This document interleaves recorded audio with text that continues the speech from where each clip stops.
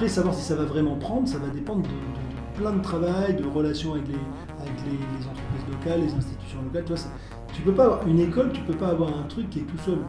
C'est beaucoup plus facile dans l'ancien système. Dans l'ancien système, tu formes des gens par rapport à un cahier des charges, ils doivent savoir faire du calcul de tel truc, ils savent programmer dans tel truc, c'est facile, c'est super simple. Après, de savoir si ça est capable d'interagir avec leur communauté, machin, tu t'en fous, puisque le système est fait pour éviter ça. Donc, tranquille. Là, nous, c'est le contraire. Finalement, ce qu'ils savent techniquement, on s'en fout un peu. Par contre, c'est comment ils sont capables de se comporter avec les gens. Ce qui implique que tu aies les interactions. Tu vois, aujourd'hui, en France, on a fait des partenariats avec plus de 40 écoles.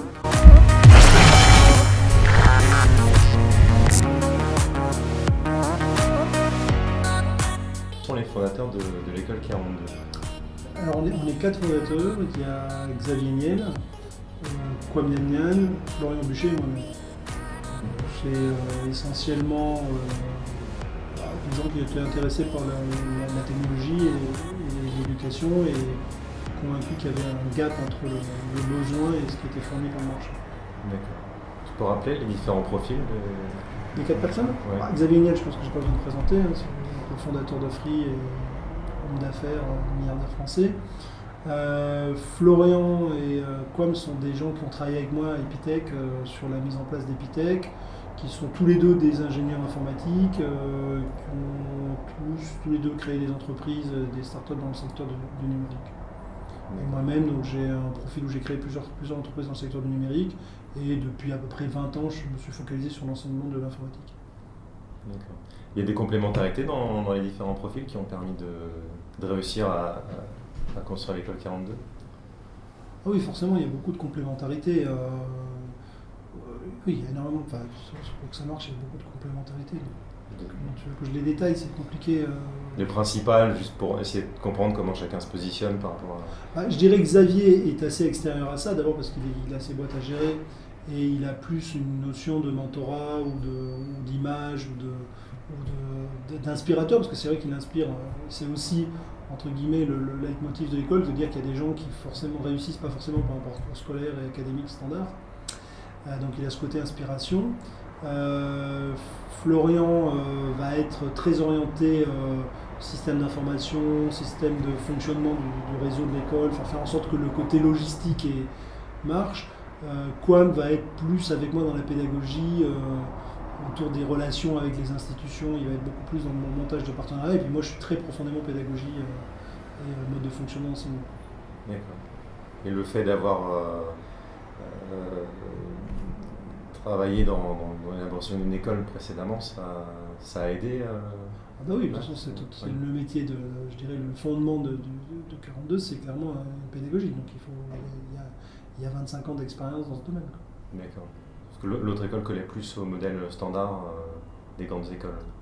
Elle est quand même, c'est Epitech, donc elle n'était pas à fond dans le modèle standard des grandes écoles, mais elle était dans le système avec un diplôme reconnu et tout un tas de contraintes qui y sont afférentes.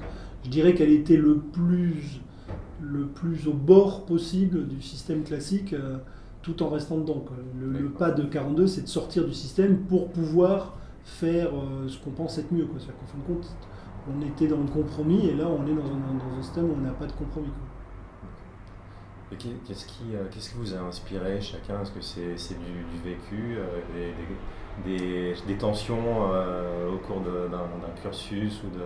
Non, je pense que c'est un mélange de tout ça. C'est surtout du vécu, c'est de rencontrer des gens qui ont réussi en étant en dehors du système, mais avec une frustration en disant qu'il aurait été encore mieux si ça avait été fait plus tôt, si ça avait été plus structuré, plus organisé et plus systématisé. Ouais. Se dire finalement, l'idée de base, c'est de se dire qu'aujourd'hui on a un déficit important d'informaticiens créatifs, collaboratifs, capables d'inventer des trucs. On a un déficit puisqu'on a du retard, puisqu'on est, j'ai plus les chiffres en tête, mais on est style 28e, 30e puissance mondiale dans le numérique, alors qu'on est 5e ou 6e dans l'économie. Donc on a un décrochage là-dessus, qui de notre point de vue est lié à un déficit de ressources humaines. Et en même temps, on a tout un tas de ressources humaines qui sont gâchées, parce que notre système éducatif n'est pas capable de les reconnaître et de les mettre en valeur.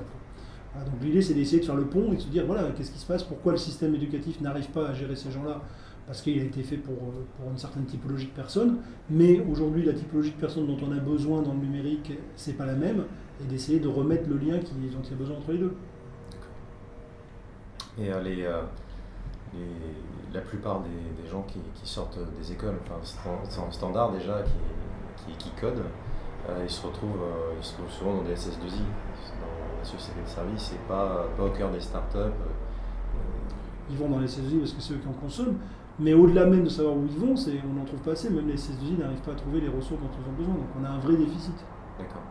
On a un déficit qui est lié au fait qu'on ne va pas chercher les ressources là où elles sont, et au fait qu'on les forme vers une typologie de travail qui ne correspond plus aux besoins actuels des entreprises.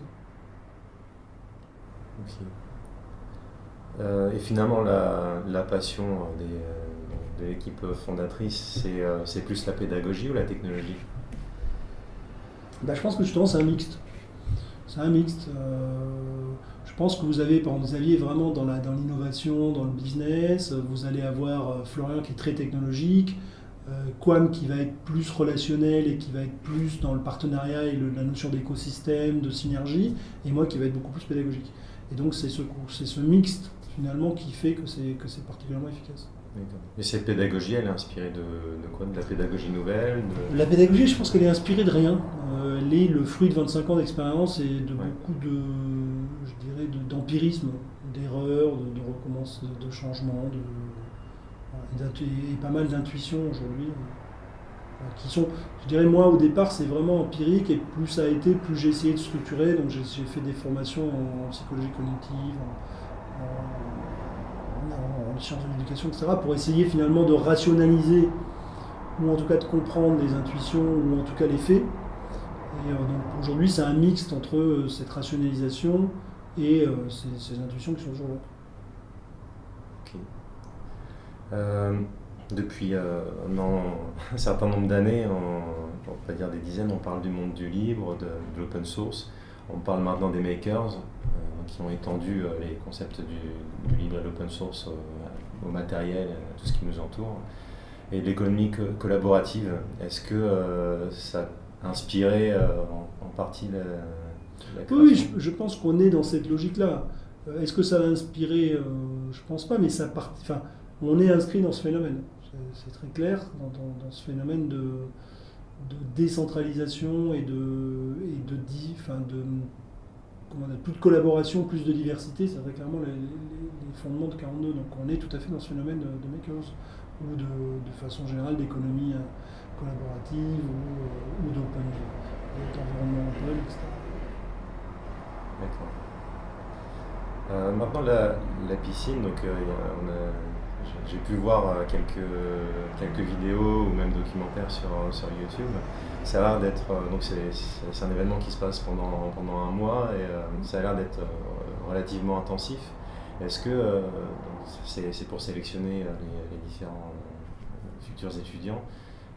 Est-ce que finalement on risque pas de perdre des gens créatifs avec Si, on en perd forcément. La problématique, c'est que sur un groupe et des quantités importantes, on fait toujours des erreurs. Après, l'idée, c'est d'essayer d'être au plus près en tout cas de faire le moins d'erreurs. C'est évident qu'on perd des créatifs. Le problème, c'est qu'à un moment donné, il faut choisir. Tout bêtement, parce que vous n'avez pas la place. On travaille pas mal en ce moment à essayer justement de donner plus de temps pour que les gens s'expriment, etc., ou d'avoir des cycles un peu plus différenciés. Mais on a de toute façon, in fine, un problème de ressources physiques qu'il faut choisir. Donc après, on va choisir ceux qui ont potentiellement le plus de chances de notre point de vue, sachant qu'on se trompe fortement, de réussir. Mais aujourd'hui, personne n'a de baguette magique capable de lire à la fois la créativité d'un individu, mais pas seulement la créativité exprimée dans l'avenir. C'est-à-dire qu'est-ce qu'il va faire de cette créativité. Aujourd'hui, personne ne sait faire. Donc c'est compliqué de l'imaginer. Et la suite du cursus, il y a un programme pédagogique, il y a quelque chose qui... Parce que j'ai compris qu'on pouvait finir l'école en 2 ans, qu'on pouvait la finir en 5 ans en fonction des objectifs personnels. Alors c'est pas en fonction des objectifs personnels, c'est plus en fonction de la vitesse à laquelle on va faire les choses, parce que l'objectif est le même pour tout le monde. En fin de compte, il faut vraiment comprendre ça comme un jeu vidéo. En fin de compte, c'est l'aboutissement de se dire que finalement, dans la pédagogie, ma réflexion aujourd'hui, c'est que la seule chose qui compte finalement, c'est la motivation. C'est-à-dire que quelqu'un apprend, un cerveau apprend à partir du moment où il a besoin ou envie d'apprendre. C'est-à-dire qu'à partir du moment où il a envie, finalement, pratiquement tout le monde arrive à mobiliser les ressources qu'il faut pour arriver à se déformer. D'autant qu'il faut quand même rappeler une chose, c'est que programmer, par exemple, c'est pas un truc très compliqué. Je veux dire, notre cerveau fait des choses beaucoup plus compliquées. C'est plus compliqué, finalement, de reconnaître le visage de quelqu'un qu'on connaît que de programmer un programme classique. Je veux dire, notre cerveau, il fait des choses. Donc il a appris à faire ça en étant enfant. Il a appris. Donc on a des ressources qui sont bien supérieures aux problèmes qu'on nous pose aujourd'hui.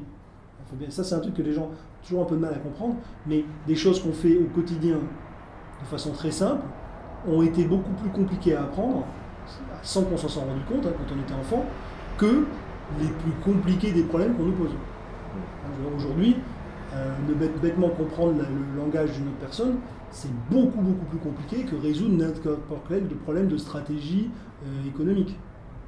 Ouais, le PDG de Total, il résout des problèmes moins compliqués que le fait qu'on se comprenne tous les deux, tous les jours. Après, il faut une capacité d'analyse quand même. Oui, mais la capacité d'analyse pour traiter le langage, elle est extrêmement complexe. C'est juste qu'on l'a appris petit, que notre cerveau s'est structuré pour le traiter de façon très efficace. Mais si tu regardes en traitement pur, c'est-à-dire si tu fais les algos qu'il y a derrière et que tu cherches la complexité mathématique des algos, elle est plus haute dans le langage que dans l'analyse financière d'une situation.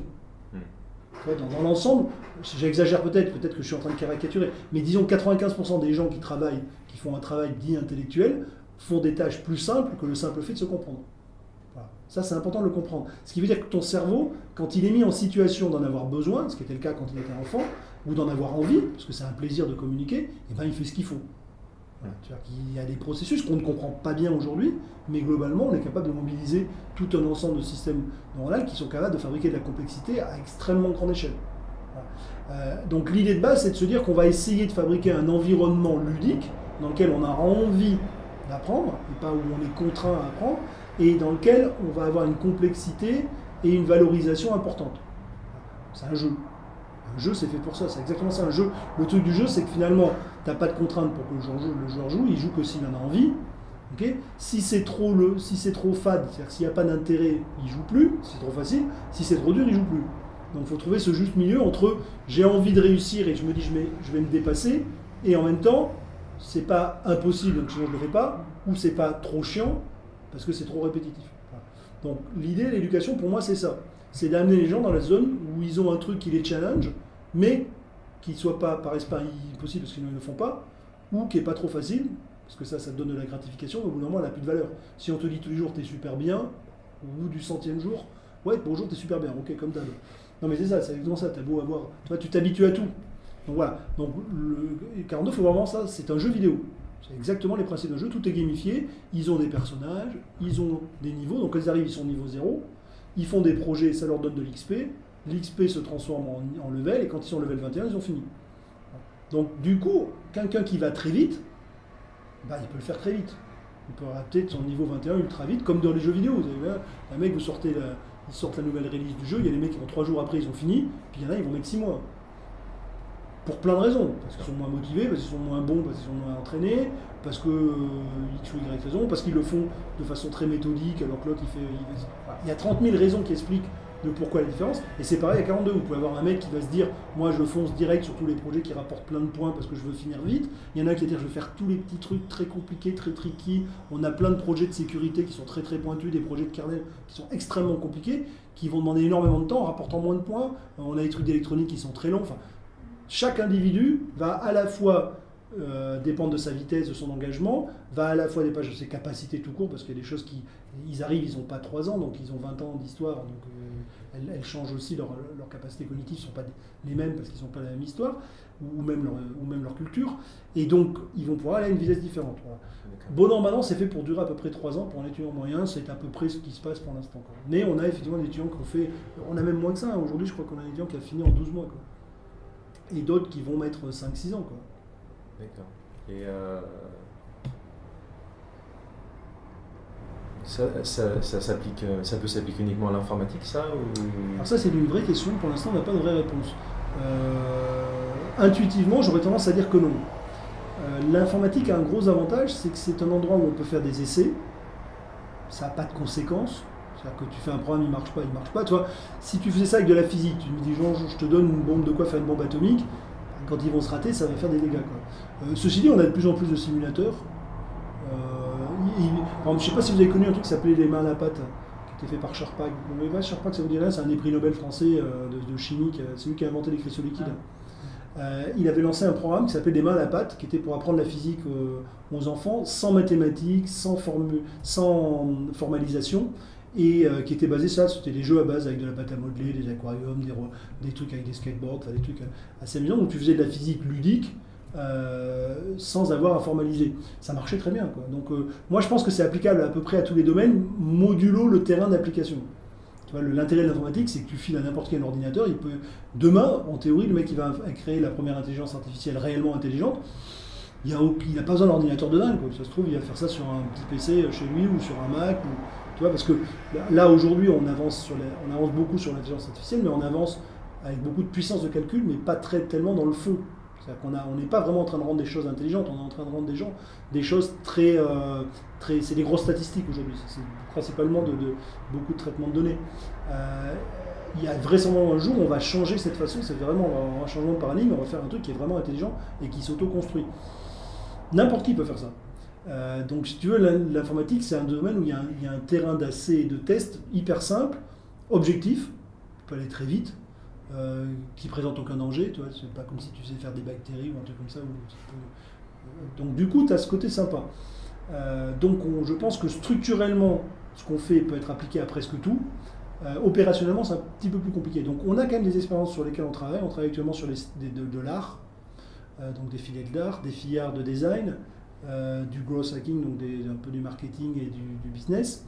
Voilà, donc ces terrains-là, on est en train de travailler avec des gens comme HEC ou les Beaux-Arts pour essayer de formaliser, enfin pas de formaliser, mais de mettre en œuvre ce genre de truc, sachant que nous, on a une vraie volonté de mélanger nos étudiants avec des étudiants d'autres domaines. Parce qu'on pense que la diversité et la confrontation des populations fait partie intrinsèquement de l'enrichissement de chacun. Donc ça, c'est un truc très important. Voilà. Donc on pense qu'effectivement, c'est pas lié à ce truc-là. Je vous dis, après, il faut trouver des protocoles. C'est plus lourd, quoi. Tu vois. Là, on travaille en ce moment sur des trucs avec l'école du barreau, sur les trucs de droit. C'est plus complexe parce qu'il faut manipuler, il faut faire des scénarios, il faut faire tu es obligé de faire des roleplays, ça prend du temps. Tu vois, un programme, tu tapes et voilà, tu vois, tu lances, tu sais si ça marche ou pas, quoi. Tu as le gros avantage d'avoir le terrain de jeu qui est d'une simplicité biblique. Peut-être qu'avec la réalité augmentée. Oui, on va avoir de plus en plus de simulateurs, mais si tu veux, le problème de la réalité augmentée avec un simulateur, c'est que le simulateur, il suit un modèle. Oui. Et il ne suit pas la réalité. Donc si tu veux faire avancer, trouver quelque chose... Enfin, on ne peut pas avoir d'innovation dans un modèle figé, par définition. Donc si tu veux que les mecs inventent un truc en physique avec une physique virtuelle, c'est pas possible. Puisque la physique virtuelle que tu leur as donnée, c'est déjà celle que tu crois qu'elle existe. Tu vois, c'est... Oui. Alors, il y a des endroits où on traite, par exemple, je ne sais pas si vous voyez, en ce moment on travaille beaucoup sur les matériaux et les matériaux composites. On peut traiter avec des couches inférieures de simulation des problèmes macroscopiques.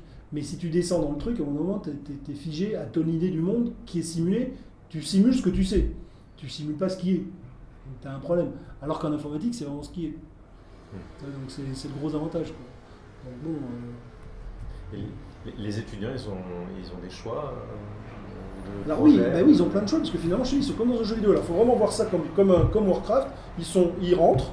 Ils ont un niveau, en fonction de leur niveau, ils vont avoir différents projets possibles, donc des donjons, comme tu veux, ils ont un truc, ils choisissent de faire le premier, s'ils réussissent, ça leur donne de l'XP, qui leur permet d'en faire des plus compliqués, et ça devient de plus en plus compliqué, de plus en plus de choses. Ils choisissent celui qu'ils veulent. Ils choisissent celui qu'ils veulent en fonction de ce qu'ils ont fait et qui leur est accessible.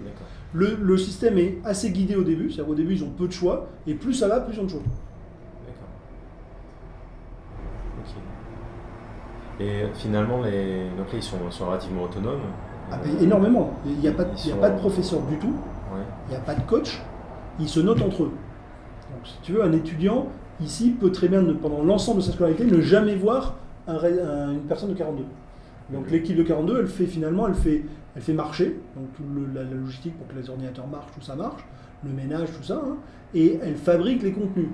Et encore, c'est de moins en moins vrai. C'est-à-dire qu'aujourd'hui, on a beaucoup de contenus qui viennent soit d'entreprises, ou d'institutions comme HEC et compagnie, ou alors même d'étudiants. Donc on a des étudiants maintenant qui commencent à fabriquer du contenu pour les autres. Des étudiants qui ont fini et qui disent les gars, il manquait ça, donc je vous le rajoute. Donc on a une espèce d'écosystème qui se construit. On a même des gens, des contributeurs extérieurs qui n'ont rien à voir avec nous, ni avec 42, ni rien, qui nous fabriquent du contenu. Parce qu'ils disent, tiens, ça serait bien que vous voyez ça. Voilà. Donc aujourd'hui, si tu veux, du contenu, c'est simple, c'est un projet. Celui-ci, les gars, vous devriez vous intéresser à ça, donc je vous conseille d'essayer de faire ça. Donc il y a un format particulier pour le contenu Non, en fin de compte, il y a des documents, donc tu peux mettre de la vidéo, enfin tu mets ce que tu veux. Ouais. En fin de compte, à chaque fois, il faut le challenge, ce que c'est, donc qu'est-ce qu'il faut faire, un quorum, dire voilà, vous devez le faire entre, mettons, 5 et 8 personnes, et un mode de validation, c'est-à-dire comment je vais l'évaluer. Un protocole qui va être, lui, utilisé par d'autres étudiants. Donc à la fin, tu as fini ton projet, tu vas aller voir, le système va te choisir des correcteurs, on va dire ce que je veux dire, par exemple 5 correcteurs, tu vas aller voir chacun des correcteurs, et tu vas présenter ton projet, et lui il va suivre le protocole de validation, et il va dire c'est validé ou c'est pas validé. Si c'est validé, tu vas récupérer l'XP, si c'est pas validé, tu récupères pas l'XP. D'accord. C'est un donjon, quoi, c'est un jeu. Cette autonomie qu'ils ont, enfin, ça, même si on a dit que la créativité pouvait être un peu influencée par ceux qui sont sélectionnés créatifs peuvent être influencés par la piscine. Enfin, la sélection peut être influencée par la piscine. Est-ce que finalement, quand ils arrivent dans une société, une PME, un grand groupe ou autre, ils vont pas être perdus au milieu de cette organisation? Alors, c'est compliqué, mais il y a plusieurs réponses. D'abord, je pense que beaucoup vont pas y arriver. C'est-à-dire que beaucoup vont pas aller dans une PME classique ou un truc comme ça. Ils vont aller dans un environnement qui est innovant. Soit ils vont créer leur boîte, soit ils vont dans une start-up qui est en train de démarrer, soit ils vont aller dans le département innovation d'une grande boîte. Aujourd'hui, la plupart des grandes boîtes sont en train de se structurer pour accepter ce type de personnes. Parce qu'elles savent qu'elles ont besoin de changer. Donc il n'y a pas ce côté-là. Deuxièmement, on fabrique en faisant ça des gens très autonomes et très adaptables, parce qu'ils passent leur temps à s'adapter. Ce qui fait qu'on en a quelques-uns qui vont aller dans des grands groupes parce qu'ils en ont envie pour X ou Y raison, parce que c'est leur plan de carrière, en se disant je veux aller là, et ils vont s'adapter très bien. Et en fin de compte, c'est un surensemble. Okay, alors peut-être qu'ils vont être moins heureux, parce qu'ils ont pris l'habitude d'une certaine liberté, mais en général, s'ils ont décidé d'y aller quand même, c'est qu'ils ont une bonne raison, donc ils acceptent cette perte de liberté pendant un certain temps. C'est souvent une stratégie. Mais aujourd'hui, on est plutôt dans un monde qui est demandeur de ça. Voyez, je pense que si on avait fabriqué les gens comme ça au 19e siècle, ils auraient été ultra malheureux et ultra dévalorisés. Il y a des exemples de réussite sur 42 assez peu, parce qu'on est récent, on a que 3 ans. Hein. Ouais. Ceci dit, on a déjà 70 qui ont monté des startups. D'accord, c'est surtout des gens qui montent des startups. Non, parce qu'on a. Non, je pense qu'on a à peu près un tiers des gens qui montent une startup aujourd'hui. Les 2 tiers vont aller bosser dans essentiellement des startups ou de l'innovation dans les grands groupes. Par contre, si on prend sur Epitech, vous avez, bon, je ne sais pas si vous connaissez Docker. Docker, c'est une des rares boîtes françaises qui vaut plus d'1 milliard. C'est 4 étudiants d'Epitech qui ont fait ça sur un coin de table. Et qui aujourd'hui sont plus 2, les autres sont partis. Mais on a plusieurs centaines de boîtes qui ont été créées, dont plusieurs qui valent plus de 100 millions. Quoi. D'accord. Sur une dizaine d'années. Du coup, là, ici, ce qu'ils font, c'est surtout du code, c'est surtout de... Oui, ils font du code, mais c'est pas le code qui compte. Pour créer une start-up, il faut avoir aussi des notions de marché, des notions de gestion, etc. Je crois pas. Non ? Je crois pas. Je pense que pour créer une start-up, il faut une vision du monde différente. Et après, le reste, on trouve. D'accord. L'idée, c'est que... Alors moi, je crois profondément que les étudiants qu'on a, et de plus en plus, la plupart des gens, fonctionnent sur du on-demand.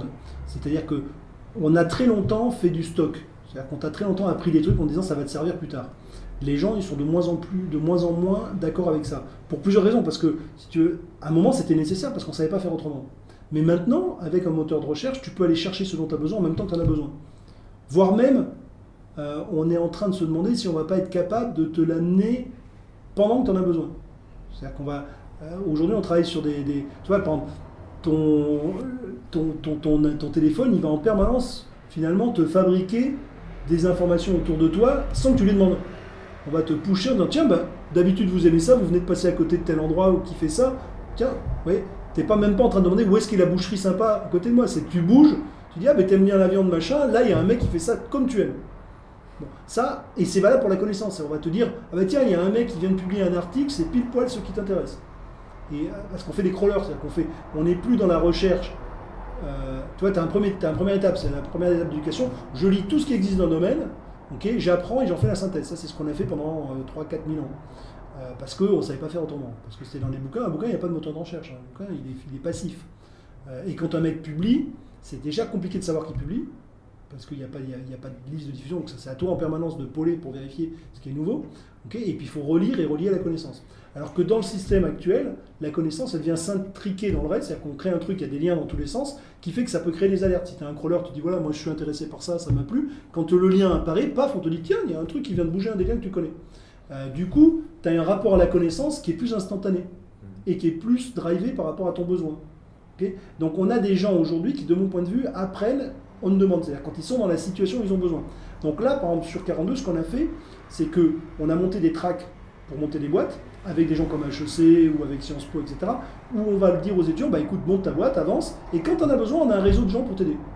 Tu vois, et ça marche à l'envers, c'est plutôt que de se dire, tu vas prendre un cours de marketing, et tu démarres ton truc, et en face de ça, on va te mettre des challengers qui disent, non, mais là, il y a un problème, machin truc, et tu vas pas être dans la situation, je stocke de la connaissance. Et en plus, le problème de stocker de la connaissance, c'est comme on ne sait pas où tu vas, on est obligé de te stocker tout, puisqu'on ne sait pas ce que tu vas faire dans 5 ans. Alors que là, on peut se focaliser juste sur ton problème. Tu vois. Donc on a une sorte d'agilité aujourd'hui qui est vachement plus intelligente du fait du réseau.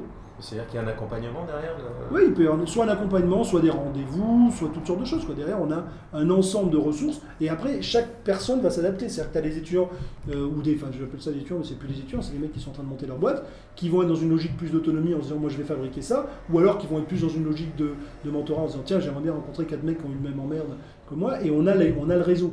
Et ça, c'est nouveau parce que ça communique. Tu vois, avant, tu ne pouvais pas faire ça. Quand tu étais dans une école où il fallait avoir un annuaire et appeler les gens un par un pour savoir ce qu'ils pensaient, c'était insupportable. Enfin, ça prenait trop de temps. Et encore, la version d'avant, il fallait envoyer un courrier avec un cheval. Enfin, tu vois, tu as un problème de vitesse de la communication. Aujourd'hui, ça fait chier personne parce que le mec, il a décrit ce qu'il était capable et ce qu'il voulait faire.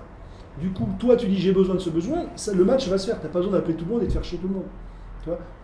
Hier, j'étais avec des gens qui font justement une plateforme de compétences, de consulting, etc., où tu arrives à dire, tu décris ton problème, et ça t'arrive à dire, voilà l'équipe qu'il vous faut. Ces 6 mecs ensemble, ils vont résoudre votre problème au mieux. Parce que lui sait faire ça, ils savent travailler ensemble, parce qu'il y a des notes parce que tu as un autre problème. Tu peux mettre 5 experts super bons, s'ils ne savent pas travailler ensemble, c'est pire que si tu n'avais pas mis 5 experts. Donc, il y a un vrai... Ça fonctionne déjà, ça? Oui, il lance la plateforme en septembre. D'accord, ça s'appelle comment? Moi j'ai un gros problème de mémoire, je vois plein de gens, mais alors les noms... Et la boîte, c'est un truc du style machin advisor. C'est un truc du style consultant advisor, un truc comme ça. D'accord, ok. Et son idée, c'est ça, c'est de fabriquer des bases de données avec des IA qui permettent justement de savoir qui bosse bien avec qui et de découper les compétences ensemble pour essayer de définir quelle équipe va te résoudre ton problème. D'accord. Ok, ouais, c'est intéressant. Donc il y a plein de gens qui travaillent là-dessus aujourd'hui. Je vais reprendre. J'ai pas le droit de parler en fait, c'est pour ça. Tu as bien raison. Parce que j'ai pas expliqué mon rôle en arrivant au niveau. Donc je vais revenir sur la piscine parce que j'avais une autre question. Ça fait 3 ans maintenant qu'il y a 3 sessions par an de piscine. Il y a eu des améliorations, elle a évolué. Oui, on change beaucoup de choses. D'ailleurs, la piscine d'août de cette année n'est pas du tout la même que les autres piscines. C'est ce qu'on appelle une piscine décloisonnée. Ça veut dire que donc, dans les piscines, ils ont des exos tous les jours. Et là, on va avoir en fin de compte des exos différents selon les étudiants. Donc jusque-là, ils ont tous les mêmes exos tous les jours. Là, on va avoir des exos différents selon l'étudiant, selon sa progression, etc. Donc, on fait des expériences tous les ans. L'an dernier, on a fait un test de piscine à distance, où les gens faisaient la piscine chez eux. On fait en permanence, on essaie d'optimiser, de trouver des... Chaque année, on récupère plein de données, donc on essaie d'analyser ces données, trouver... on regarde si, en fonction des gens qu'on a choisis ou pas, s'ils réussissent mieux ou pas, si, par exemple, est-ce que les meilleurs dans la piscine étaient les meilleurs après, etc. Donc on passe notre temps à changer, à tribatouiller les trucs. Oui, c'est notre travail au quotidien, en permanence. On est une sorte de gros système apprenant, quoi. Donc on passe notre temps à ça. C'est 90% de mon temps, je dirais pédagogique, c'est de ça, c'est de l'analyse de piscine, des résultats des exos après, des projets, quel projet fait progresser plus les étudiants que l'autre, etc. quoi. D'accord. Alors, par rapport aux startups, ou même aux étudiants qui sortent en général de l'école 42, ils ont des profils exclusivement de programmeurs, ou il y en a qui font totalement autre chose, parce que ça leur a donné une compréhension. Parce que la programmation, ça permet de développer aussi. Il y en a qui font totalement autre chose. Alors déjà, il faut comprendre qu'en entrée, on a une très forte diversité. Donc on a des gens qui viennent de presque tous les secteurs, il y a des gens qui viennent de philo, de médecine, etc. Donc ce qui est assez anormal dans une école d'info. Et en sortie, du coup, on a à peu près les mêmes choses. Donc on a par exemple des gens qui viennent avec l'intention à 42 de améliorer leur métier habituel. C'est-à-dire qu'il va être, par exemple, je pense à une jeune fille qui est kiné, qui est venue ici pour rester kiné et être capable de faire de la kiné motorisée, des choses comme ça, pour arriver à innover dans son secteur. Donc on a déjà ce phénomène-là. Après, on a des gens qui tout simplement font totalement autre chose parce qu'ils ont rencontré. Il faut se rendre compte qu'il y a à peu près 1 hackathon par semaine dans l'école. Donc ils vont être confrontés à une boîte toutes les semaines. Il y a 3-4 speakers par semaine qui viennent de l'extérieur, qui peuvent être des artistes, des trucs qui n'ont rien à voir avec l'histoire. Hein.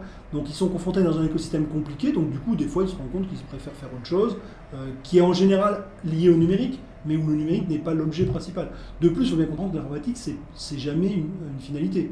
C'est toujours un outil pour une finalité qui sert à quelque chose. L'informatique pour les informaticiens, ça sert à rien. C'est un truc entre eux. Enfin, il y en a quelques-uns. Hein. Il y a des informaticiens qui font de l'informatique pour informaticiens. Si vous faites un compilateur, par exemple, vous faites un langage, vous travaillez que pour les informaticiens. Mais enfin, c'est 0,01% des informaticiens, et heureusement, la plupart des informaticiens travaillent dans un domaine. Donc voilà, ils vont aller dans différents domaines. Et ça me fait penser au numerus clausus des médecins. Si on a quelqu'un qui a suivi une formation pour laquelle il y a un certain nombre de personnes qui sont sélectionnées, donc on prévoit qu'il y ait 90% de ces personnes-là qui finissent médecin. Si d'un seul coup une partie de ces personnes se disent il faut que je change le monde, il faut que je change des choses, elles décident de s'orienter dans une école comme l'école 42. Finalement, est-ce que ça ne va pas rendre compliqué la manière de calculer ou d'orienter les gens pour... Moi, ces histoires de planification, j'y crois pas du tout. C'est trop compliqué. L'espèce de planification centralisée d'un État qui déciderait combien on a de médecins à droite à gauche, ça ne marche pas bien. Enfin, d'ailleurs, on voit bien que ça dérive sérieusement assez régulièrement. Quoi. Donc c'est un peu compliqué. Je ne pense pas que ça soit un vice, ce serait plutôt une bonne chose que les gens aient une forme de liberté. Puis pourquoi ils seraient médecins toute leur vie? C'est un peu, je trouve que c'est un peu vraiment has-been cette histoire. Donc je pense pas que ce soit un problème. Au contraire. C'est pas culturel plutôt? Là, en France, on aime bien vivre sur une sorte de rente, de stabilité. Bien sûr, c'est culturel et puis c'est un peu légitime. C'est quelque chose qu'on aime bien, la stabilité, ça rassure. Sauf que dans un environnement où la créativité est une valeur essentielle de la création de valeur, ça pose un problème par nature. Parce que la créativité, par définition, c'est quelque chose qui, par définition, déstabilise, puisque c'est nouveau. Quand on aime bien l'ordre, on n'aime pas la nouveauté, on aime bien que ça soit tout le monde est rangé et tout le monde reste à sa place. Bon, globalement, on est des animaux qui aiment les deux. On aime l'ordre et la sécurité et on s'y fait chier très vite, donc on veut du nouveau. Donc on est en balance entre les deux. Plus on monte en niveau de sécurité, c'est-à-dire que plus le monde est sécurisé, j'entends en termes on va arriver à manger, on va arriver à avoir un toit et pas mourir quand il y a des grêles, etc., plus notre part de besoin de créativité augmente. C'est-à-dire que tant que tu as peur et tu te dis il va falloir manger, tu ne t'occupes pas de savoir si tu veux aller voir de l'art ou pas. Plus tu vas avoir une assurance, ce qui se passe c'est que le monde globalement est dans un truc où on est de plus en plus cool, c'est-à-dire qu'on a de plus en plus de moyens de s'assurer de notre survie. Du coup, on veut de plus en plus de créativité. Donc du coup, ça fait qu'on accepte une plus grande part d'instabilité potentielle. Tu vois, c'est un équilibre qui se met entre les deux permanent. Après, c'est vrai que culturellement, la France a plutôt une tendance à bien aimer la sécurité parce qu'on l'a mis depuis très longtemps. Quoi. Donc si tu veux, après, tu as aussi un facteur dans l'instabilité, tu as un facteur d'habitude. C'est-à-dire que le niveau d'instabilité que tu supportes, il est très lié à celui que tu as l'habitude de supporter. Si tu as vécu toute ta vie dans un environnement où il y a des balles qui partent dans tous les sens, les gens qui ont vécu dans les environnements chaotiques, généralement ils s'en foutent un peu de tout, ils sont assez à l'aise. Contrairement à ce qu'on croit, ils sont plutôt moins anxieux que des gens qui ont vécu dans un environnement très sécurisé, qui lui est en train de se dégrader. Tu vois, parce qu'au bout d'un moment, ton cerveau, encore une fois, il s'adapte presque à tout. Et il simplifie tout aussi. Voilà, il simplifie, il fabrique des cases, et ça c'est vachement... Mais du coup, il fait que même un gamin qui est né dans une ville à Beyrouth où ça tire dans tous les sens, bah finalement, il n'est pas plus anxieux qu'un gamin à Paris. Parce que son cerveau s'est fabriqué comme il fallait, et le jour où il y a du mouvement, bah, le gamin à Paris, il va vivre beaucoup plus mal que l'autre. Ouais. Tu vois ? Par contre, dans l'autre sens, il y a de bonnes chances que le mec de Zurich va s'ennuyer beaucoup plus vite. C'est-à-dire que si tu lui donnes un environnement trop vide, il va se dire il n'y a pas assez de stimulation, mon cerveau il est habitué à recevoir de la dopamine, mais les gars, je suis en manque. Tu vois, on est une drôle de machine qui vit entre la stimulation et la peur. Donc il faut trouver le juste équilibre. Et le monde bouge petit à petit en fonction de ça. Quoi. Donc je pense pas que ça déstabilise, fortement les trucs. C'est l'ensemble du monde qui se déstabilise, tout ça. C'est même pas qu'il se déstabilise, c'est qu'il se dirige doucement vers un monde dans lequel la valorisation de la différence est plus forte. Parce qu'on résout les problèmes, parce qu'on a ouvert les frontières, tout ça, qui fait que finalement, les solutions à un problème se généralisent, alors qu'avant, elles étaient localisées, et que du coup, tout le monde était en tension.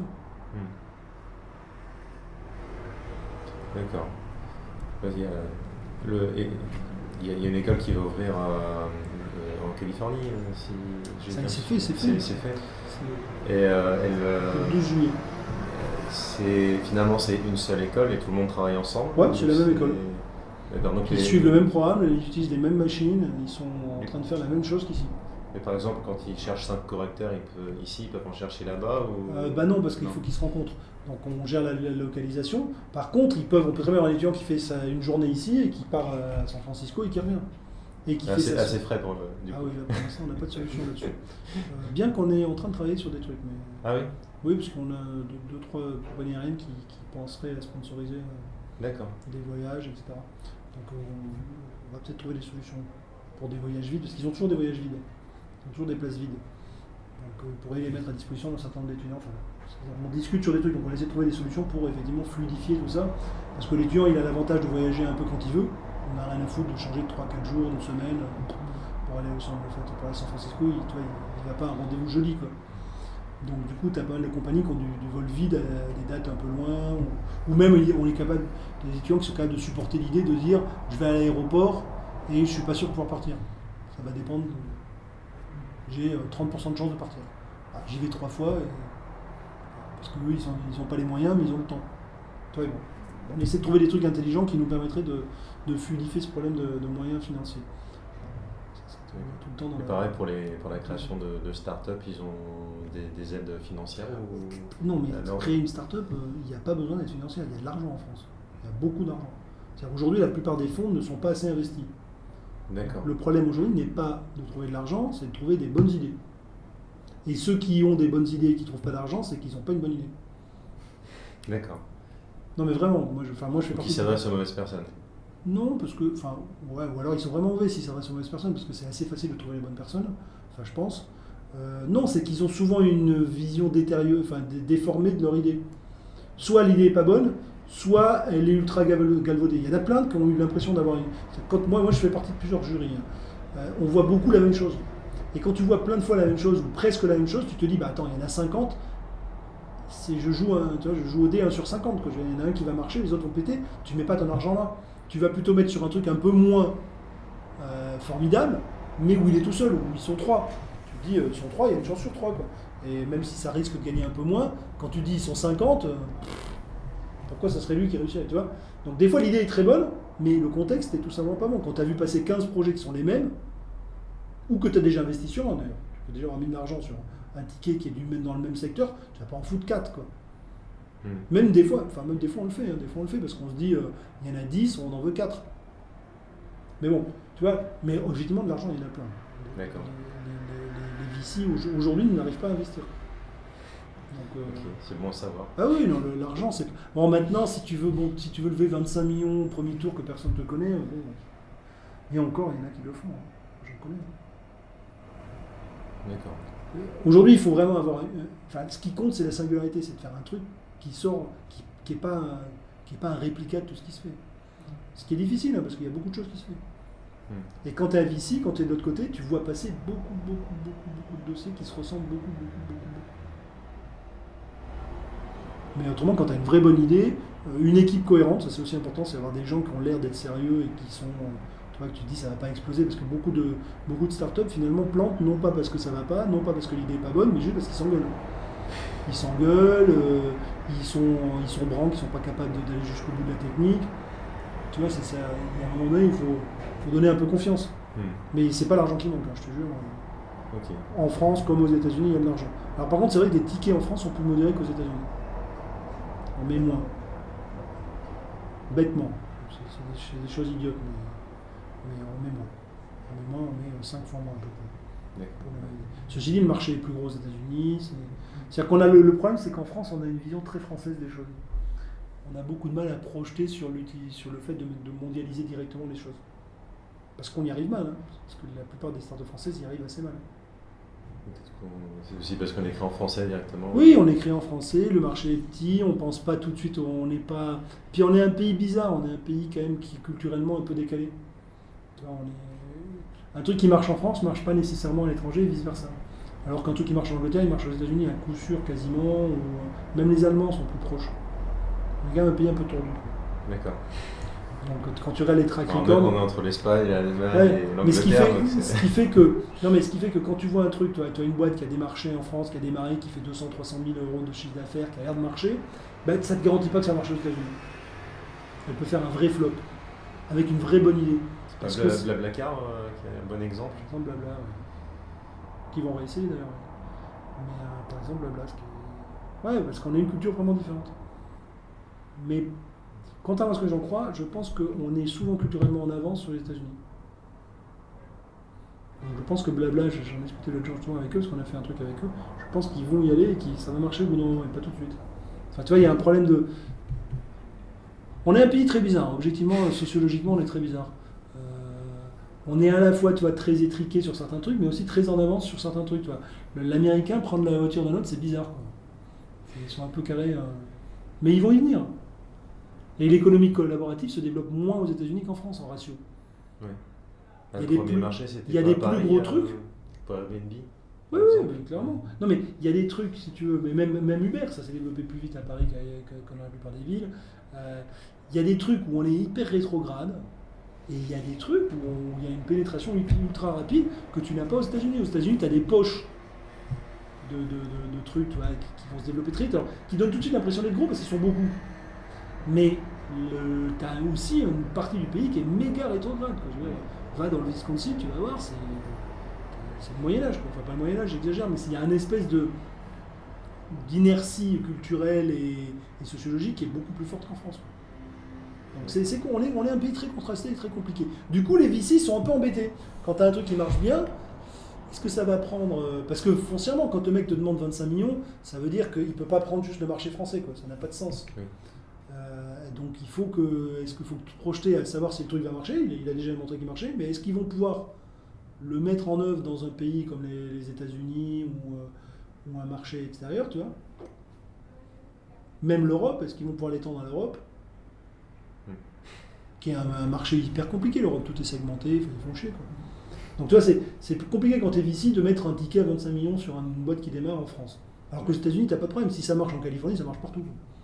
Tu vois, si tu as fait un test sur la Californie, le Nebraska et le Wisconsin, voilà, tu as 200 millions de consommateurs minimum, quoi. Si ça marche, c'est beaucoup plus simple. Pendant ma recherche bibliographique dans l'écriture du livre, j'ai découvert deux théories, la théorie de l'océan rouge et la théorie de l'océan bleu. La théorie de l'océan bleu, c'est pour ça que je connais très bien. En plus. Voilà.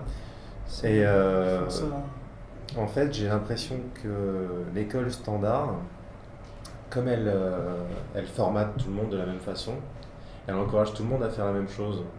Et finalement, ce serait comparable à mettre des personnes sur le marché qui sont en compétition. D'ailleurs, les écoles d'ingénieurs forment à cette compétition, etc. Et avec l'école, donc j'ai l'impression que l'école standard est plutôt du côté forme à l'océan rouge, et l'école 42 avec les écoles, je connais plusieurs en Allemagne, avec la pédagogie de Montessori, avec les pédagogies alternatives, et c'est justement plutôt que d'encourager la compétition, encourager à la collaboration. Et on serait plutôt dans le milieu de l'océan bleu. Est-ce que c'est une bonne façon de voir les choses? Oui, en partie, parce que... Oui, non, à partir du moment où on travaille en réseau, c'est une bonne façon de segmenter les choses, je suis assez d'accord. Effectivement, on passe d'une économie compétitive, enfin de compétition ou de concurrence plutôt que d'ailleurs, vers une économie de collaboration et de partage linéaire de valeur. Donc ça, c'est une vérité, oui, je suis assez d'accord. Une bonne analyse de la chose. Parce que justement, quand on a un réseau, on cherche plutôt à comprendre les complémentarités de chacun, à faire... On est dans un truc qui est plus organique et moins structurel, quoi. Et moins contrôlé, du coup. plus difficile à contrôler. Oui, puis alors, là où par exemple on a un divorce très fort avec le système éducatif aujourd'hui il est constitué d'écoles qui ont une sorte de cahier des charges qu'on appelle un référentiel de compétences. C'est-à-dire que tous les étudiants qui sortent d'une école sont censés être le même. On fabrique des pièces détachées, c'est une usine à personne. Et on sort des gens calibrés qui se ressemblent. Alors que nous, on cherche à faire totalement le contraire. On cherche à fabriquer des individus qui sont chacun différents et qui se sont développés de façon différente. C'est-à-dire qu'aujourd'hui, à 42, rien ne cherche à valider qu'un individu sait faire ça, en particulier par rapport à un autre. Ce qu'on sait, c'est qu'ensemble, ils sont capables de créer de la valeur. Après, ce que chacun apporte, c'est pas très important, d'avoir une sorte de référentiel de compétences individuelles, ça n'a pas de sens. D'autant qu'on est dans une logique dans l'ancien système de logique de contrôle, alors qu'on serait plutôt dans une logique d'action. C'est-à-dire que l'idée, c'est de se dire, voilà, on va regarder ce dont on a besoin, et on va regarder en face celui qui a démontré ses besoins à travers un système d'école. Alors que nous, on va plutôt être dans la logique de dire, on se met ensemble, on essaye, on voit si ça marche. Sachant qu'on est dans un monde beaucoup plus agile, où on essaie les choses, et on ne fait pas des espèces de plans à 15 ans, en se disant, je vais mettre les bonnes... Cette espèce de logique descendante qui consiste à dire, tiens, je mets les bonnes briques du puzzle, je les mets ensemble, je vais les faire travailler 15 ans dans un truc fermé, et ça va sortir ce que je veux, ça ne marche pas, ça. Enfin, on n'y croit plus. C'était un modèle constructiviste qui existait, qui n'est plus le cas de notre point. On est dans un système organique. Ça pousse, et si ça pousse dans le bon sens, ça va aller au bon endroit. Et tout le long, il faut réorganiser, changer les choses, il faut être agile. Et du coup, il faudrait que les industriels recrutent des réseaux plutôt que de recruter des personnes. Oui, mais ils sont en train de le faire petit à petit. Ouais. On est de plus en plus en train de faire ça. Par exemple, des étudiants pourraient être recrutés par 3 ou... Oui, ça se fait beaucoup, ou même pas comme ça. C'est de se dire aujourd'hui, quand tu recrutes un étudiant par exemple à 42, tu recrutes tout le réseau, parce que lui-même, cet étudiant, va rester lié à tout le monde, et il va te dire, bah tiens, ça on ne sait pas faire, mais je connais machin qui sait faire, est-ce qu'on peut le prendre en consulting pendant 3 mois, ou même je vais lui donner la tâche, enfin tu vois, ils vivent en réseau, donc ils portent même le réseau. C'est-à-dire que j'ai déjà eu une fois la réflexion d'un chef d'entreprise, Denis Jacquet, je ne sais pas si vous le connaissez, mais enfin, je vous ai dit qu'il me disait, quand tu prends un étudiant à 42, t'en prends 100. Parce que quand il y a un problème, il trouve toujours la solution, qu'il sache ou pas. Parce qu'il va demander à Paul, il va envoyer le truc sur le réseau, les gars, vous n'avez pas entendu parler de ça. Voilà, on cherche, c'est ça qu'on a. C'était pas la logique à la base des élites, des écoles polytechniques, etc. Le fonctionnement en réseau, c'est pas la même chose. C'est plutôt un réseau inversé sur le truc, c'est plutôt un réseau de protection. C'est je vais poser mes potes à la place, mais c'est pas parce qu'ils m'apportent quelque chose, c'est parce qu'en échange de ça, il va faire la même chose. C'est un réseau d'échange d'intérêts. C'est un peu comme les loges aux États-Unis, ce qu'on appelle les confréries. Hein. C'est vraiment ça, c'est pas un réseau, tu vas pas appeler pour dire tiens tu m'aides machin, c'est plutôt en disant je te donne ça en échange de ça, c'est un réseau politique. D'accord. Beaucoup plus. Alors que là c'est plus un réseau qui est basé sur le côté technique, j'ai un problème, tu vois, ils sont plus dans l'échange de tricks que dans l'échange de place. Même si ça joue forcément. Après, quelle est la complexité de mise en place d'une école comme 42 ? C'est une vraie question compliquée. Alors, au moment de la conception, de la construction et de l'exportation.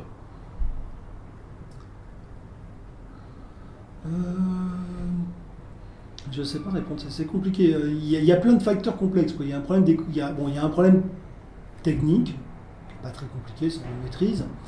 Il y a une partie importante, c'est d'arriver à fédérer la communauté des apprenants, c'est-à-dire faire en sorte que les gens qui te correspondent viennent chez toi et que ceux qui ne te correspondent pas ne viennent pas chez toi. Donc ça, il y a un vrai travail d'information, de culture qui est important. Et après, il y a un travail d'écosystème, c'est-à-dire que si tu fais des super étudiants vachement bien, mais que tu n'es pas en synergie avec l'écosystème, c'est-à-dire que derrière, il n'y a pas ce qu'il faut pour qu'ils créent des startups, que s'ils vont... Par exemple, si tu te trouves avec tous les étudiants qui sont de 42 qui se retrouvent à faire de l'admin 6 à la poste, c'est n'importe quoi. Enfin, tu as perdu tout l'intérêt de ce que tu as fait. Donc il faut que tout ça fonctionne ensemble.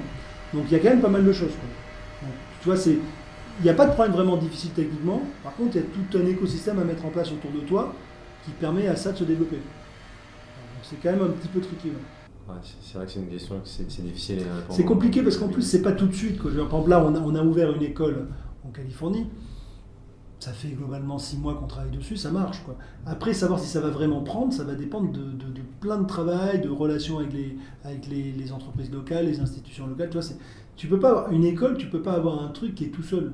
C'est beaucoup plus facile dans l'ancien système. Dans l'ancien système, tu formes des gens par rapport à un cahier des charges qui dit qu'ils doivent savoir faire du calcul de tel truc, qu'ils savent programmer dans tel truc. C'est facile, c'est super simple. Après, de savoir si ça est capable d'interagir avec leur communauté, machin, tu t'en fous, puisque le système est fait pour éviter ça. Donc, tranquille. Là, nous, c'est le contraire. Finalement, ce qu'ils savent techniquement, on s'en fout un peu. Par contre, c'est comment ils sont capables de se comporter avec les gens. Ce qui implique que tu aies les interactions. Tu vois, aujourd'hui, en France, on a fait des partenariats avec plus de 40 écoles.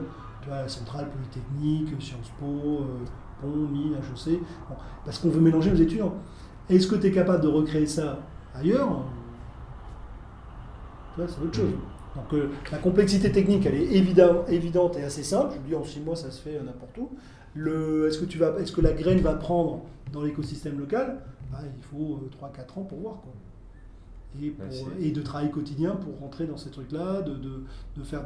Et puis de compréhension, tu vois, par exemple, typiquement, on est dans un monde de concurrence, donc les gens, ils te voient, ils croient que tu es concurrent, il faut que tu arrives à leur faire comprendre qu'on n'est pas concurrent du tout. Tu vois, aujourd'hui, quand on fait un partenariat avec des écoles comme HEC, au début, ils se disent, tiens, mais comment on se positionne? Est-ce que c'est des concurrents, pas concurrents? Tu vois, par défaut, une école, ils font pas facilement un partenariat avec une autre. Donc, ou alors ils se disent, on est ensemble sur ce truc-là, tout en se disant labour à côté.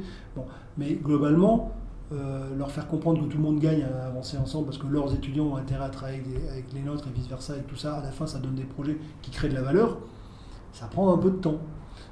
Quand tu rentres dans un écosystème où tu es un peu étranger, ça prend encore plus de temps parce qu'en plus on ne te connaît pas. C'est un peu comparable à ce qu'on appelle le tissu industriel. Mais c'est exactement ça, c'est un cluster.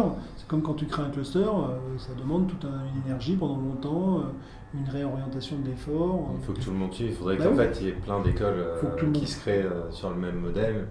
Pas forcément sur le même modèle, parce que nous aujourd'hui on bénéficie fortement de la différence des autres écoles en termes de collaboration. Aujourd'hui, s'il y avait une autre école comme 42, j'aurais pas intérêt à collaborer avec elle.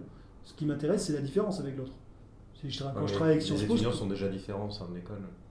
Du coup, si c'était 2,42, non. Tu vois, si tu avais 36,42, ça serait les mêmes étudiants, donc j'aurais pas grand intérêt à bosser avec eux. En tout cas, j'aurais moins d'intérêt à bosser qu'aujourd'hui avec Sciences Po. Où j'ai des étudiants de journalisme qui sont très très différents de moi. Ou avec les Beaux-Arts, qui sont là vraiment très très très différents. Et confronter les populations, c'est positif. C'est pas la proximité qui fait la valeur, c'est la différence. Par contre, avec le respect mutuel, ce qui est compliqué.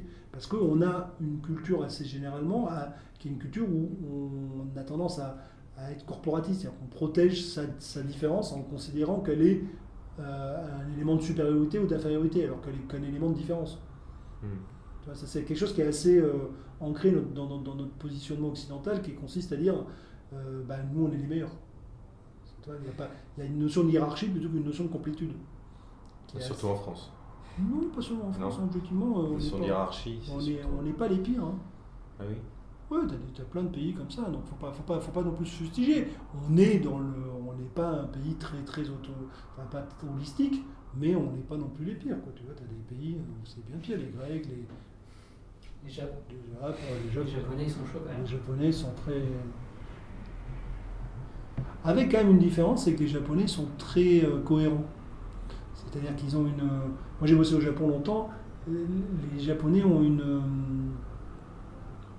C'est-à-dire qu'ils sont hiérarchiques et sectorisés. C'est-à-dire que tu peux à la fois avoir un mec qui est considéré comme inférieur, mais top dans son truc, et il a l'art du truc. Et le mec peut se valoriser dans un truc comme nettoyer les poubelles. Et objectivement, un Japonais peut nettoyer parfaitement des poubelles et en être fier, et que tout le monde le reconnaisse, sans que ça pose de problème. Et en plus, les écarts de salaire sont faibles au Japon. C'est le pays du monde où il y a le plus faible écart de salaire. Il y a par exemple le PDG de Toyota, je crois que c'est 25 fois ses salariés. C'est les mecs à la chaîne. Alors qu'aux États-Unis, on est à 800 ou 900 fois. En France, on est autour de 500. Donc c'est un pays où la cohésion sociale est plus forte. D'accord. T'as moins c'est très... moi, ça m'a beaucoup dérouté de travailler au Japon. C'est des gens qui sont très compliqués. Mais, pour un occidental, c'est très bizarre. Mais eux vivent bien, quoi. Ils vivent bien de ça, quoi. Et sur l'origine du lean manufacturing aussi, avec la mentalité de l'amélioration par petits pas.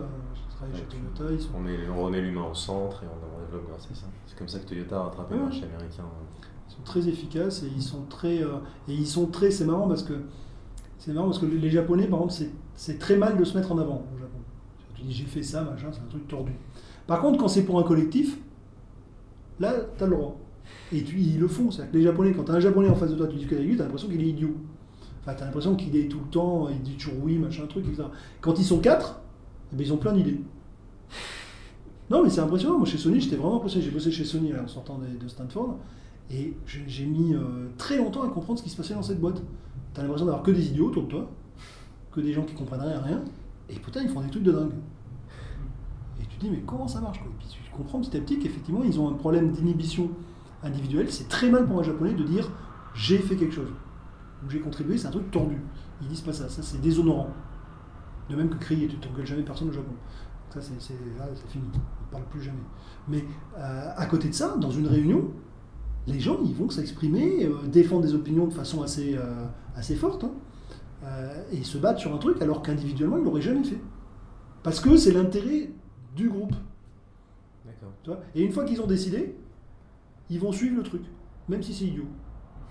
Moi, j'ai vu des Japonais faire des conneries. Tu lui dis, mais attends, ça déconne ton truc. Bah oui, c'est n'importe quoi. Et pourquoi tu fais? Bah parce qu'ils ont décidé de le faire et qu'ils sont plus intelligents que moi, donc ils ont raison, je ne comprends pas. Tu vois, le Japonais va te dire, je ne dois pas comprendre. On m'a dit de le faire. C'est des mecs intelligents qui ont choisi. C'est juste que je comprends pas. Ouais, je trouve que c'est idiot. Vraiment, ça a l'air con. Mais, putain, c'est mes boss, ils sont bons, quoi. Vraiment, hein, ils y croient. C'est pas du foutage de gueule, c'est qu'ils y croient. D'accord. Ils y croient. De même que les Japonais refusent des fois des promotions. T'as un mec, moi j'ai vu une fois, le mec, il était promu, il dit, ah non, moi je suis moins bon que lui. Je comprends pas pourquoi on me promue moi et pas lui. Et ils font ça. Tu fais jamais ça en France, quoi. Tu vois, c'est le truc. Ça leur viendrait pas l'idée, quoi. Le mec il dit non, je suis sûr que lui il est mieux que moi pour faire ça. En France, ouais, tu sautes dessus, tu l'écrases. Non mais c'est vrai, quoi. C'est un truc. Tu vois, c'est différent, mais le Japon est un pays très étranger D'accord. à nous, quoi. Vraiment un pays qui s'est développé, un peu comme la Corée. C'est une culture très concentrée et très homogène. Avec peu de conflits, ils supportent pas de gens, les Japonais ne supportent pas le conflit, donc ils évitent tous les conflits possibles. Tout le monde essaie de se calmer. Et ils font. Alors dans le conflit, c'est soit ils font le conflit, soit c'est violent. C'est-à-dire qu'il n'y a pas de conflit, ou alors c'est d'un coup, le conflit est très violent et on casse tout, parce qu'ils ne savent pas gérer le conflit. Enfin, ils ne font pas de conflit, donc il n'y en a pas. D'accord. Une aparté japonaise. Quel est alors l'intérêt des industriels d'investir dans 42? Parce que j'ai vu des interventions de Xavier Niel qui expliquait qu'aujourd'hui c'était lui qui avait mis l'argent à la poche, enfin la main à la poche, mais qu'il attendait que d'autres. Ouais, enfin, pour l'instant, il n'attend pas trop parce qu'il a plutôt tendance à les refuser. Donc pour l'instant, les industriels, on a assez peu d'industriels qui investissent. On a eu quelques dons. Pourquoi ils refusent? Ouais. C'est pas qu'ils refusent, mais c'est qu'aujourd'hui, il dit on a intérêt à être indépendant. Donc il dit aujourd'hui, on a démarré le truc, on verra dans une dizaine d'années comment on fait, quoi. Donc on n'est pas aujourd'hui dans une phase de recherche de financement du truc. Après, les industriels, ils ont intérêt parce que ça leur fabrique leurs ressources humaines dont ils ont besoin, quoi. Donc, on a tout un tas de programmes qui permettraient de faire ça, quoi. Mais aujourd'hui, on n'est pas du tout dans cette recherche. D'accord. Ok. J'avais cru le contraire quand j'ai vu. Je sais pas comment il l'a dit, mais moi en général, de la façon dont il présente la dernière fois que je l'ai vu, c'était plutôt pour dire on n'a pas besoin de quoi que ce soit. Maintenant, si les gens veulent aider et contribuer, ils sont les bienvenus. Mais on n'est pas dans une phase. Le deal de base avec Xavier, c'était de dire je finance pendant 10 ans et je vous interdis de réfléchir à comment financer avant 7 ans. On a 3 ans. D'accord. Donc il reste 4 ans où on n'a pas le droit de se poser le problème du modèle économique. Ok. Voilà le mode de fonctionnement qu'on a aujourd'hui. D'accord. C'est intéressant. C'est intéressant, mais je pense qu'il a parfaitement raison, parce que si tu veux, le modèle économique qu'on voudrait mettre aujourd'hui n'est certainement pas celui qu'on pourra mettre dans 7 ans. Et je pense que si on y réfléchit, on risque de changer ce qu'on va faire et qu'on risque de se fermer des opportunités qu'on aura dans 7 ans. Parce qu'on sera différent dans 7 ans et qu'on sera plus plein de choses, moins plein de choses. Et que donc se figer sur ce qu'on voit des choses aujourd'hui est dangereux. Enfin, en tout cas, pas dangereux, mais réducteur. En tout cas, c'est la vision de Xavier là-dessus. Donc du coup, les partenaires, pour l'instant, c'est... On a plein de partenaires. D'accord. On a dû... C'est pas des partenaires qui investissent, des partenaires qui apportent des idées. Alors, ils peuvent investir. Ils peuvent investir en fournissant du matériel pour des projets avec des étudiants, de la ressource humaine pour du travail avec des étudiants. On a beaucoup qui ont voulu investir directement. Pour l'instant, on refuse. Donc, dans l'immédiat, on est plus dans une collaboration autour de projets que dans une volonté de financement d'une formation. Qu'est-ce qui attire autant de monde dans l'école? Je crois que c'était 70 000 inscrits à la première année, 50 000. 80 000 cette année. 80 000 cette année. Candidats, pas inscrits, parce que. D'accord, candidats. Inscrits, on Mais a que 1000 dans le personnes. monde ou. Non, en France. En France, 80 000. Qu'est-ce qui attire? Je pense que c'est. Parce que beaucoup de gens voient que c'est différent et que ça correspond à leur façon de voir les choses, quoi. Et qui ne se retrouvent pas dans les autres formations ou dans les autres systèmes, quoi. Et qu'ils ont envie de participer. Je pense que beaucoup de jeunes ont envie de participer aux changements qui sont en train de se faire au niveau de l'économie et qu'ils ont l'impression que c'est là qu'ils ont plus de chances de le faire, quoi. Même s'ils seront obligés de le faire de toute façon, parce que ça va changer. Et l'éducation nationale s'intéresse au concept ou pas? On a pas mal d'échanges avec l'éducation nationale, mais je pense qu'ils sont plus dans des tracas plus compliqués que nous. Ils sont quand même plus dans des problématiques de ressources humaines qu'autre chose, quoi. Donc il n'y a pas de... Je dirais que le problème de l'éducation nationale, c'est qu'ils n'en sont pas là, quoi. Ils ne sont pas à se poser la question de comment ils forment les gens profondément, quoi. Il y a des groupes, il y a plein de groupes de réflexion avec lesquels on a travaillé, mais leurs problèmes opérationnels sont vraiment très, très importants. Ouais, il n'y a plus assez de profs, c'est ça ou... Oui, c'est pas seulement qu'il n'y a plus assez de profs, c'est qu'ils ne savent pas comment les former, ils savent pas, ils ont un problème. Il y a des voisins qui sont qui ont déjà mis en place des systèmes. Oui, il y a plein de trucs, mais si tu veux, on reste quand même dans un truc franco-français, corporatiste, avec on va pas faire comme les Allemands, on va pas faire machin, on va faire notre truc. Non, c'est compliqué. De toute façon, moi j'aimerais pour réellement être ministre de l'Éducation nationale. C'est un vrai travail qui est insupportable, quoi. C'est un vrai travail politique avec plus de problèmes de gestion politique que de vrai pédagogique, quoi. Sur le fond pédagogique, c'est assez simple, tu vois. Bêtement, des trucs tout bêtes, comme par exemple, tu vois, de faire classe inversée, des trucs comme ça, qui sont des trucs hyper simples. Il y aura mal fou. Il y a des associations de profs qui essayent de faire avancer le schmilblick, qui ont tous les bâtons dans les roues. Certains endroits, c'est le contraire. En plus, on parle de tout, mais c'est pas homogène. Il y a des endroits où ça marche très bien, d'autres où ça marche pas. C'est un vrai gros truc à piloter, tout compliqué, avec des croyances à droite à gauche. C'est un vrai bazar. C'est pas là t'es plus du tout dans un truc où tu fais ce que tu veux, tu définis, t'as des équipes qui suivent. Là, t'as un truc qui est monstrueux, où il n'y a pas en plus, tu vois, t'as des liens un petit peu diffus entre les gens. Donc, les profs ont leurs propres idées, ils ne sont pas vraiment obligés de faire ce que tu leur dis, ils sont pas obligés de. Ils ont leur propre dogme. Si tu leur dis on va faire un truc comme ça, mais oui, mais c'est parce que ils ont des politiques, c'est-à-dire qu'ils vont imaginer que tu fais ça parce que tu as une intention de créer des gens qui vont être au service des entreprises. C'est compliqué. Et pour le coup, ici, il n'y a pas de prof, c'est des coachs. Il n'y a pas de prof, c'est très simple, il n'y a pas de coach. Non, ni prof ni coach. Il y a des personnes qui viennent en aide aux étudiants de temps en temps, non? Non, ils se débrouillent complètement. 100%, il n'y a pas de prof du tout, pas de transmission de connaissances. On vient en aide à l'étudiant quand son ordinateur ne marche pas. D'accord, c'est un service support. Oui, la souris ne marche pas, on répare la souris. Mais c'est tout.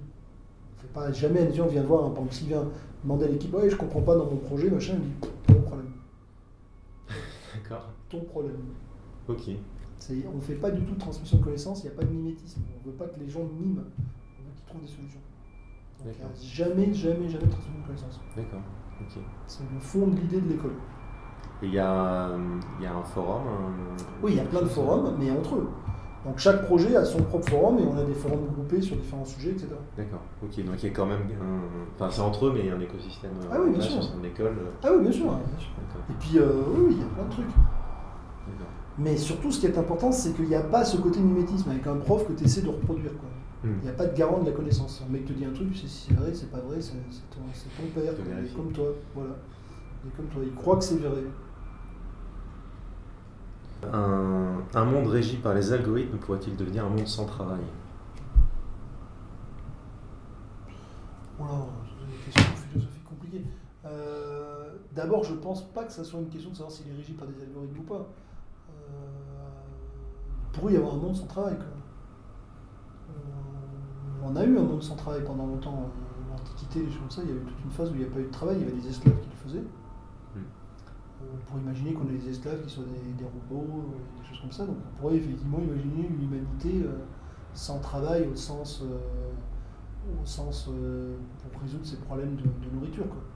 Après, se créeraient certainement des réseaux artistiques, l'Antiquité, quoi, ce qu'on a eu pendant au début de la Grèce, etc., quoi. D'accord. Donc on peut imaginer un monde sans travail autant que tel. Et alors, si tu veux dire l'algorithme, en tant que régi par l'algorithme, est-ce que ça veut dire que c'est... Enfin, s'il y a des robots et des choses qui font le travail et qui gèrent tout le problème bas niveau, on pourrait imaginer qu'il n'y ait plus de travail. Après, est-ce qu'on peut régir l'ensemble avec un... Parce que, enfin, ça fait appel à deux choses. Ça fait appel un peu à des romans de science-fiction comme Le Monde des Halles, des trucs comme ça, où on imagine qu'il y a un méga ordinateur qui organise tout et qui fait en sorte que les choses se passent bien. Bon, je sais pas, peut-être. C'est très tôt pour imaginer ça, quoi. D'accord. Parce qu'il y a déjà pas mal de monde qui en parle, avec toute l'automatisation. C'est un fantasme depuis très longtemps. L'automatisation, ça revient globalement aux esclaves. Hein. Ouais. On a vécu un monde dans lequel 10% des gens étaient pas esclaves et le reste était esclaves. Ou esclaves, ou métayers, enfin tout ce que tu veux, tu l'appelles comme tu veux. Tu avais des nobles et des gens qui bossaient. Et il y avait des gens pour qui bosser n'avait pas de sens. Quoi. Les nobles, c'était même limite, on ne pouvait pas travailler, c'était dégradant. On ne travaille pas, quoi. On est. Ça faisait libéral art et tout ça. Donc, dans ce truc-là, il s'était créé toute une valorisation autour des poèmes, des capacités à être, à plaire, tout ce qu'on veut, sauf travailler, quoi. Donc ouais, ça existait, ça ne voit pas pourquoi ça ne réexisterait pas, puisque si on règle le problème de... En fin de compte, ce qui s'est passé, c'est que ça a été un peu le cas au début, parce que après, c'est la pression du groupe qui a fait ça, c'est-à-dire que comme la population a augmenté, il a bien fallu trouver des solutions pour que tout le monde mange. Mais au tout début, l'homme, il travaillait pas, quoi. Il mangeait, il chassait. Enfin, c'est pas naturel de travailler, c'est pas un truc... c'est pas normal, enfin, les animaux ne travaillent pas, quoi. Donc un monde sans travail, ça paraît assez naturel, c'est juste que c'est maintenant qui n'est pas normal. On est dans une phase de transition qui n'est pas naturelle, puisque c'est pas logique de travailler. Et particulièrement de travailler de façon aliénante comme on le fait aujourd'hui. Donc finalement, on aliène une partie de son temps en échange de sécurité. Donc ça, c'est pas du tout naturel. C'est juste parce qu'on manque de ressources, qu'on est trop par rapport aux ressources qu'on a. On est obligé de les rationaliser. Maintenant, si tu mets un système qui est ultra rationnel pour la gestion des ressources, qui est justement des ordinateurs et des robots, logiquement, il n'y a pas de raison d'aller travailler. Ok. Enfin, je pense. Mais là, je pense qu'on rentre vraiment dans le fond de la philosophie. Oui, c'est de la philosophie. En tout cas, ça a existé. C'est sûr que l'humanité a vécu des zones sans travail. Enfin, si on sépare les esclaves du reste de l'humanité. Les esclaves, eux, ils travaillent. Et la dernière question, c'est on est en pleine transition d'un monde où justement il fallait cumuler de l'information et utiliser une partie une fois qu'on l'avait cumulée. Et maintenant il y a énormément d'informations et ce qu'on cherche à faire, c'est trouver la bonne information au bon moment. Mais en fait, je crois qu'on y a déjà répondu tout à l'heure. Oui, je pense qu'on a déjà pas mal évoqué ce truc-là. Non, le problème, c'est finalement, en ne faisant que référencer l'information, en sachant où aller la trouver, est-ce que ça bloque pas la compréhension de cette information ? Par nature, ça bloque la compréhension, parce que comprendre, étymologiquement, ça veut dire faire sien. Comprendre, ça veut dire je prends de l'extérieur, je le fais mien. Donc comprendre, c'est forcé que ça enlève. Il n'y a plus de la notion de compréhension, n'a plus de sens. Par contre, est-ce que ça bloque l'utilisation de la connaissance ? C'est un vrai sujet. Il y a plein de débats étymologiques sur le sujet. Enfin, pas étymologiques, il y a des débats épistémologiques sur le sujet. Et aujourd'hui, il y a vraiment un affrontement assez fort. Ce que je peux dire, moi, c'est que quand j'assiste à des réunions avec des étudiants qui, par exemple, pendant les réunions, passent leur temps avec leur smartphone à chercher des trucs, ils arrivent quand même à trouver des idées. Et ils arrivent à trouver les connexions. Parce que les gens te disent, on ne peut pas faire de connexion dans le cerveau en même temps si on n'a pas déjà d'information. Ben ça, l'expérience montre que non. Donc des gens arrivent à utiliser de la connaissance extérieure et à la corréler de façon efficace. Plutôt plus que des gens qui l'ont dedans. D'accord. Et ça répond à un problème très important qui est l'obsolescence. C'est un vrai problème, notre cerveau il est très très mal fait pour l'obsolescence. Quand tu as une information qui devient fausse, tu ne le sais pas. C'est-à-dire que tu n'as pas de liste de ce que tu sais. Ça c'est un vrai sujet. Tu n'es pas capable de faire la liste de tout ce que tu sais. Et il y a encore pire que ça, c'est que quand tu sais quelque chose, tu l'utilises. Donc quand tu es une situation où tu utilises ta connaissance, si tu fais ça plusieurs fois, ça crée un réflexe. Parce que ton cerveau il est lent. Donc du coup, le raisonnement, on essaie de l'éviter. Ton cerveau, il essaie d'éviter de raisonner, il est feignant. Mais du coup, quand tu apprends que cette information est fausse, ben, les comportements qui sont déduits de cette information, ils restent. C'est un vrai sujet, ça. Parce que quand vraiment, quand tu l'apprends, quand tu arrives à comprendre que c'est faux, tu sais que c'est faux, et ben en face de la situation où tu avais choisi un comportement qui venait de ça, tu vas le refaire. Et ça, c'est comme ça que ça marche. Notre cerveau, il a été fait pour ça. Et du coup, avec la connaissance obsolescente rapide, ça pose un vrai sujet. Donc le fait de pouvoir avoir de la connaissance qui est externe, que tu ne stockes pas, c'est une vraie solution à ça. D'accord. Si tu arrives à résoudre le problème de la corrélation, machin, et moi, pour le voir bosser, moi, objectivement, j'ai beaucoup de mal avec ça. Moi, je sais pas faire ça. Mais je vois les jeunes bosser, ils le font. C'est la logique aussi de l'open source, c'est travailler en module et chacun développer les choses. Non, mais tu pourrais te poser la question de savoir si tu peux avoir une idée. Enfin, tu veux corréler 2-3 idées. Tu as une nouvelle idée qui vient de 3 faits en même temps. Tu pourrais te dire que pour trouver cette nouvelle idée, il faut que tu aies les 3 en même temps dans ton SAO. Il semble que non. Il y a des gens qui arrivent. Alors c'est vrai que moi, personnellement, je n'y arrive pas. Mais parce que j'ai été éduqué comme ça depuis tout petit. Donc il y a un vrai sujet là-dessus. Il y a plein de confrontations, y compris au niveau sciences cognitives, pour se poser la question de comment ça marche si on n'a pas la corrélation simultanée. D'accord. Donc ça, c'est un vrai sujet profond. Ok, on a fini. Eh ben, très bien. Donc, je vais aller chercher mon... Merci beaucoup.